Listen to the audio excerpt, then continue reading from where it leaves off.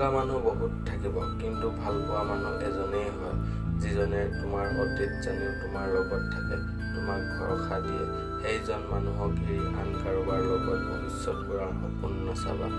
গোটেই জীৱন ভাল পোৱা মানুহজনৰ খোজত খোজ মিলাই যাবলৈ নোৱাৰিবও পাৰা, কিন্তু জীৱনটো এবাৰেই পাইছা, সেয়ে সম্পৰ্ক থাকক বা নাথাকক। জীৱনটো একেবাৰে সংক্ষিপ্ত, সেয়ে নিজকে ভাল পোৱা। সকলো সময়তে হাঁহি ধেমালিত থাকা, কেৱল নিজৰ বাবে। খং আৰু বৰষুণ দুয়োটা একেধৰণৰ বস্তু।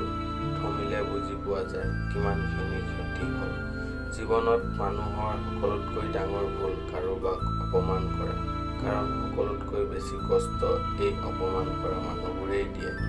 যিটো বিচাৰ উচ্চতম ন্যায়ালয়ে কৰিব নোৱাৰে, তাৰ বিচাৰ সময়ে কৰে, আৰু সময়ে যেতিয়া বিচাৰ কৰে, তেতিয়া সাক্ষী প্ৰমাণৰো প্ৰয়োজন নাই। শূন্য পকেট দেখি বেকাৰ ল'ৰাটোৰ লগত যিজনী ছোৱালী থাকি যায়, সফলতাৰ পিছত সেই ছোৱালীজনীয়ে স্ত্ৰী হোৱাৰ যোগ্যতা ৰাখে। সকলো ছোৱালীৰে এটাই ইচ্ছা, বিয়াটো হওক পাৰিবাৰিকভাৱে, কিন্তু পৰিচয়টো যেন আগৰ পৰাই থাকে। বিশ্বাস বস্তুটো বহুত অদ্ভুত। মানুহে যি পায় বিশ্বাস কৰিয়ে পায়, আৰু যি হেৰুৱাই বিশ্বাসৰ বাবেই হেৰায়। আজি বেয়া দিন চলিলেও মানি লোৱা, বেয়া মুহূৰ্তটো জয় কৰি পৃথিৱীক প্ৰমাণ কৰি দিয়া যে তুমি দুৰ্বল নহয়। কিয়নো আজীৱন সকলো বেয়া হৈ নাথাকে, সকলো সময়ৰ হাতত এৰি দিয়া। সময় এদিন উভতি আহিব, সেইদিনা সকলো হিচাপ মিলাবা। তোমাৰ লগত যি যি ঘটিছিল, সেই সকলোবোৰৰ হিচাপ পাবা। কিছুমান ছোৱালী দামী গিফ্ট দিলে যিমানখিনি সুখী নহয়, তাতকৈ বেছি সুখী হয় সন্মান, গুৰুত্ব আৰু অলপ সময় দিলে। যি আছে সেইটোক লৈ সুখী থাকা।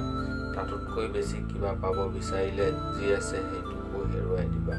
জীৱনটো বেটাৰ কাৰোবাৰ পায়ো তাতকৈ বেটাৰ কাৰোবাক বিচাৰি যোৱা, তেনেহ'লে চাবা তৰা বিচাৰি গৈ পোৱা পোহৰ দিয়া জোনটোকে হেৰুৱাই দিবা। যেতিয়া মন বেয়া থাকে আৰু সান্তনা দিয়া মানুহবোৰ মন বেয়া কাৰণ হয় যায়, তেতিয়া কষ্ট কিছু পৰিমাণে বাঢ়ি যায়। মানুহে বেয়া বুলি ক'লেও আপত্তি নাই, কিন্তু কাৰো বেয়াটো কামনা কৰা উচিত নহয়। ভৰি নিতিয়ালেও সাগৰ পাৰ হ'ব পৰা যায়, কিন্তু চকু নিতিয়ালে জীৱন পাৰ কৰা অসম্ভৱ। কাৰোবাৰ মুখৰ হাঁহিৰ কাৰণে নিজৰ কান্দোন লুকাই ৰখাৰ নামেই জীৱন। জীৱন যাত্ৰাত ভাটৌ নহ'বা, ঈগল হ'বা। ভাটৌৱে কথা ক'ব পাৰে, কিন্তু ওপৰত উৰিব নোৱাৰে। ঈগল নীৰৱে থাকে, কিন্তু আকাশ চুব পাৰে। ভগৱানে যি কৰে ভালৰ কাৰণে কৰে। এই বিশ্বাসটো যাৰ মাজত আছে, তেওঁ পৃথিৱীৰ সকলোতকৈ ডাঙৰ সুখী। জীৱনৰ পৰা কিবা এটা হেৰাই গ'লেও ইমান কষ্ট নহয়, যিমান কষ্ট হয় প্ৰিয়জনৰ কথা কোৱাৰ ধৰণ সলনি হ'লে। গুৰুত্ব বুজাব হ'লে দূৰত্বৰো প্ৰয়োজন হয়।